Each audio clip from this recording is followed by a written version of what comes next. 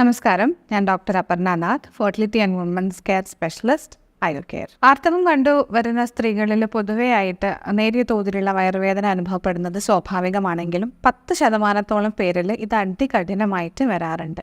ഈ ഒരു അവസ്ഥയാണ് നമ്മൾ ഡിസ്മെനോറിയ എന്ന് പറയുന്നത്. ഡിസ്മെനോറിയ പ്രധാനമായിട്ടും 2 തരത്തിലാണ് കാണപ്പെടുന്നത്: പ്രൈമറി ഡിസ്മെനോറിയ, സെക്കൻഡറി ഡിസ്മെനോറിയ.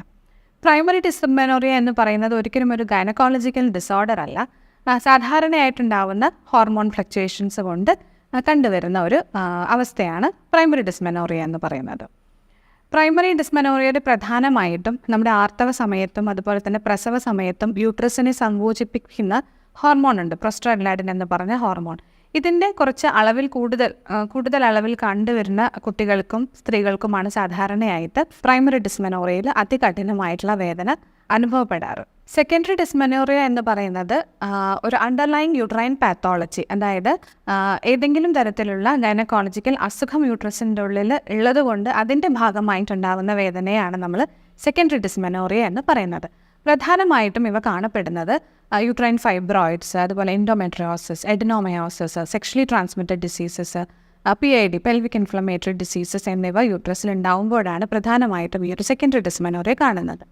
ഈ പറഞ്ഞ അസുഖങ്ങളിൽ തന്നെ പ്രാധാന്യമേറിയത് എന്ന് പറഞ്ഞാൽ എൻഡോമെട്രിയോസിസ് ആണ്. ഈ എൻഡോമെട്രിയോസിസ് കൊണ്ട് വളരെയധികം ബുദ്ധിമുട്ട് അനുഭവിക്കുന്ന അനേകം സ്ത്രീകൾ നമുക്ക് ചുറ്റും ഉണ്ട്. പലപ്പോഴും ഗൈനക്കോളജിക്കൽ ക്ലിനിക്സിൽ ഇത്തരത്തിലുള്ള സ്ത്രീകൾ എത്തിപ്പെടാറുണ്ട്. പലപ്പോഴും ഒരു വന്ധ്യതയുടെ ചികിത്സയുടെ ഭാഗമായിട്ട് എത്തുമ്പോഴാണ് ഈ രോഗനിർണയം തന്നെ കണ്ടുപിടിക്കുന്നത്. കാരണം അതിൻ്റെ ലക്ഷണങ്ങൾ വളരെ ചെറുതായിരിക്കും, പക്ഷേ രോഗത്തിൻ്റെ തീവ്രത അതികൂടുതലായിരിക്കും, അതികഠിനമായിരിക്കും. അതുകൊണ്ട് പലപ്പോഴും ഇത് കണ്ടുപിടിക്കാതെ പോകുന്നുണ്ട്. എന്നാലും ചില ലക്ഷണങ്ങൾ, അതായത് ആർത്തവ സമയത്തുള്ള കഠിനമായിട്ടുള്ള വയറുവേദന, ഈ കഠിനമായിട്ടുള്ള വയറുവേദന പ്രൈമറി ഡിസ്മെനോറിയയുടെ കൂടെ വരാം. എന്നാൽ കൂടെ സെക്കൻഡറി ഡിസ്മെനോറിയയ്ക്ക് ഒരു പ്രത്യേകതയുണ്ട്. അതായത് ഈ മാസക്കുളി തുടങ്ങുന്നതിന് 2 ദിവസം മുമ്പ് തൊട്ട് ഈ വേദന അതികഠിനമായിരിക്കും. പ്രധാനമായിട്ടും ലോവർ അബ്ഡോമിനൽ, അടിവയറിലും നടുഭാഗത്തും കാലിലേക്ക് ഇറങ്ങുന്നതും പോലെയുള്ള അതിശക്തമായിട്ടുള്ള വേദനയായിരിക്കും. 2 ദിവസം മാസക്കുള്ളിൽ 2 ദിവസം മുമ്പ് തൊട്ടേ തുടങ്ങുന്നതായിരിക്കും. അതുപോലെ തന്നെ ഓരോ ദിവസം കഴിയും തോറും ഈ പറഞ്ഞ വേദന കൂടി വരുന്നൊരു വേദന വിശേഷമാണ് ഈ സെക്കൻഡറി ഡിസ്മെനോറിയയിൽ നമ്മൾ കണ്ടുവന്നിട്ടുള്ളത്. ഗർഭാശയത്തിൻ്റെ ഉള്ളിലെ പാളിയാണ് നമ്മൾ എൻഡോമെട്രിയം എന്ന് പറയുന്നത്. ഇത് സാധാരണയായിട്ട് ആർത്തവ രക്തം പുറത്തു പോകുന്നതോടൊപ്പം തന്നെ പുറത്തു പോകാറുണ്ട്. അതുപോലെ തന്നെ അടുത്ത സൈക്കിൾ ആകുമ്പോഴത്തേക്കും അത് വീണ്ടും രൂപാന്തരപ്പെടുകയും ചെയ്യുന്നുണ്ട്. ഗർഭധാരണം നടക്കാത്ത സൈക്കിൾസിലാണ് ഇത് ഇത്തരത്തിൽ മെൻസ്ട്രുവൽ ബ്ലഡിൻ്റെ കൂടെ പുറത്തേക്ക് പോകുന്നത്. അതുപോലെ തന്നെ അടുത്ത മാസക്കുളി ആകുമ്പോഴത്തേക്ക് പുതിയ പാട ഉണ്ടാവുകയും ചെയ്യുന്നു. എന്നാൽ ഈ പറഞ്ഞ എൻഡോമെട്രിയം ഗർഭാശയത്തിൻ്റെ ഉള്ളിലല്ലാതെ ഗർഭാശയവുമായി ബന്ധപ്പെട്ട് അണ്ഡാശയങ്ങളിലോ ട്യൂബ്സിലോ അല്ലെങ്കിൽ പെരിട്ടോണിയൽ ക്യാവിറ്റിയിലോ അല്ലെങ്കിൽ പൗച്ച് ഓഫ് ഡഗ്ലസ് എന്ന് പറയുന്ന സ്ഥലത്തൊക്കെ ഡെപ്പോസിറ്റ് ചെയ്ത് അവിടെ ഇത് വളർന്നു വരുന്നു. അതായത് ഒരു എക്സ്ട്രാ യൂട്രൈൻ സർഫസിൽ പോയിട്ട് ഇത് വളർന്നു വരുന്നു. ഈ ഒരു അവസ്ഥയാണ് നമ്മൾ എൻഡോമെട്രിയോസിസ് എന്ന് പറയുന്നത്. ഇത് പലപ്പോഴും യൂട്രസിൻ്റെ ഘടനയെ തന്നെ, അണ്ഡാശയങ്ങളുടെയും ട്യൂബ്സിൻ്റെയും ഒക്കെ ഘടനയെ തന്നെ ബാധിക്കുന്നു.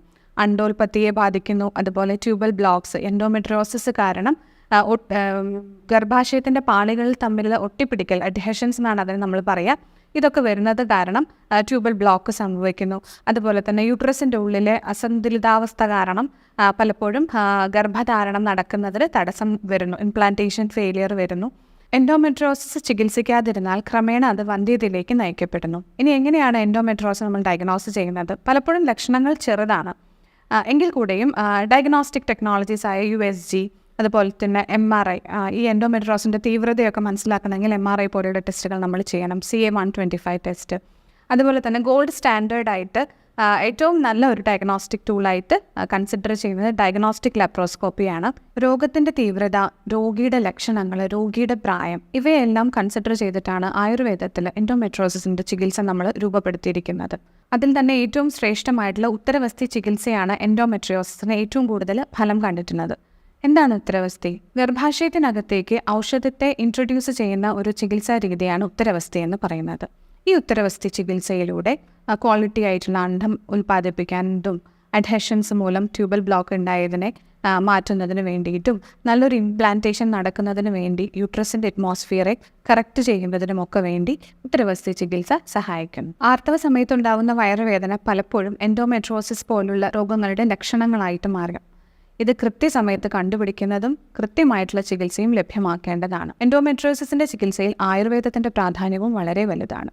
അതുകൊണ്ട് തന്നെ ആയുർവേദത്തിലെ ശാസ്ത്രീയമായിട്ടുള്ള രീതികൾ എൻഡോമെട്രിയോസിസ് എന്നുള്ള ഈ ഒരു അവസ്ഥയെ ചികിത്സിക്കുന്നതിന് വേണ്ടി ഉപയോഗപ്രദമാക്കേണ്ടതാണ്.